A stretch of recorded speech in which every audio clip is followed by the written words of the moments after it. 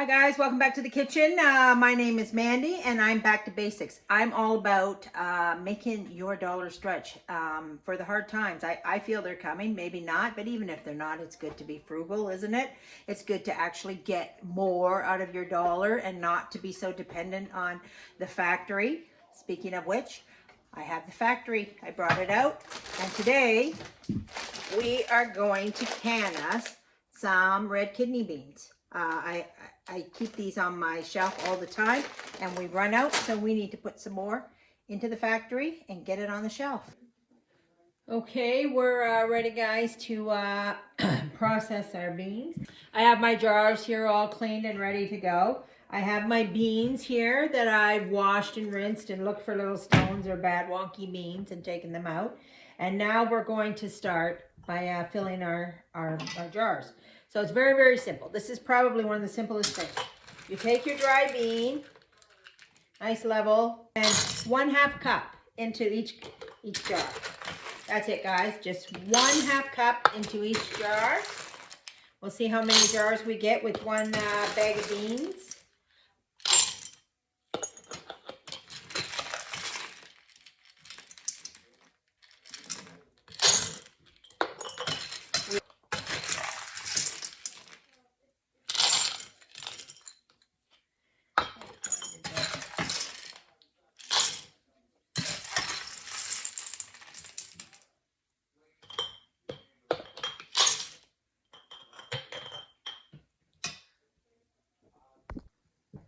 Okay, we've ended up with nine jars of beans. We're going to put just 1/2 teaspoon of salt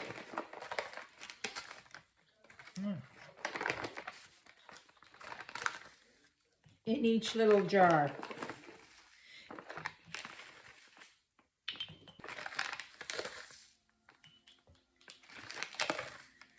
Guys, I'm using pink Himalayan salt here. You don't want to use table salt for this, okay?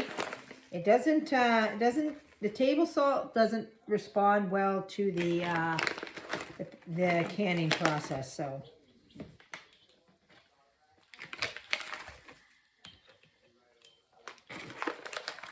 Okay guys, so what we're going to do now is we're going to fill the jars up with boiling water, leaving our inch head of headspace there.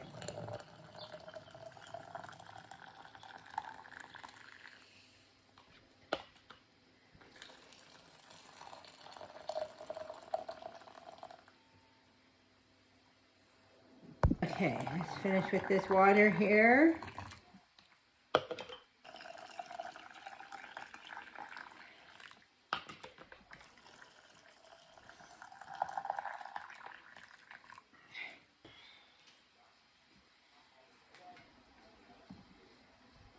Okay, so we're going to take a little vinegar and a little rag and we're going to just clean our jars. This is a pretty, there isn't too much mess here with these beans because we're only using water. But just to be on the safe side, we'll clean that up and then we'll pop our lids on them and then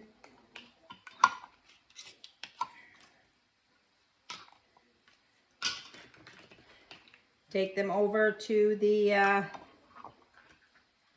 little factory, our pressure canner. Okay, guys, see you at the canner. All right, we're over here at the at the factory pressure canner. We're over here at our pressure canner, and what I've done is I've added two of these full of water. I'm going to add a third one. So what we want is 3. So that gives us about this much water in the bottom. I'm going to turn that up to high. I already had it boiling, so it should take no time at all to get back to a boil. And then we're going to add our jars. Okay guys, I've ended up with 10 cans, which is one too many to fit in the bottom. So I'm going to put a divider on here, and then I'm going to put in our last can on top of the divider. Okay, so now we're going to put the lid on. There's arrows here. All right, first of all, we're going to make sure our ring is proper and that everything is functioning and moving. All the security devices are all good. And there's an arrow right here, and I got to match it up with this arrow here on the side. Okay, now we're going to put it into place and wait for this to start steaming. Once this starts steaming, we're going to bed it. All right, I don't know if you can see that, but we have a nice little stream of steam coming out of there. So we're going to vent this for 10 minutes. And then I'm going to put the weight on that and cap it. All right, we've done our 90 minutes processing time in here. We're going to shut off the heat. And we're going to let this cool down. And when all the pressure is gone out of it, then we'll take our little pressure weight off. All right, guys, we're all done our kidney beans. So let's talk about the cost. Let's talk about the cost. I ended up with 10 jars of kidney beans. Now, the bag of dried kidney beans cost $3.79. Now, kidney beans to buy are anywhere, like everything, from $1.50 to about $5.49 for organic. I don't know what makes a bean organic. Like, I don't actually, here's confession time, guys. I don't actually believe in the organic stuff. I just don't believe it's organic. I believe that they process all this food and they spin lies because, you know, I'm out here on the farm, not much of a farmer, but I do see, when I do recognize organic fruits and vegetables when I see them because they're full of wormholes and bug bites. Friends of mine who are really, you know, they're big vegetable farmers. They said they told me it's impossible to have organic food if it's perfect. It's absolutely impossible. It cannot be organic. So I think, you know, I think the powers that be spin a lot of tales to us, and I just don't buy it. So why would I spend all that extra money on something, you know, that may be organic, may not be organic? Like the other thing too, like in the world of advertising and that, they spin a lot of tales, right? They use a lot of verbiage to make you believe it's something that it actually is not. And they're not actually lying. It's just the verbiage that they use. So they're experts at it and we're not.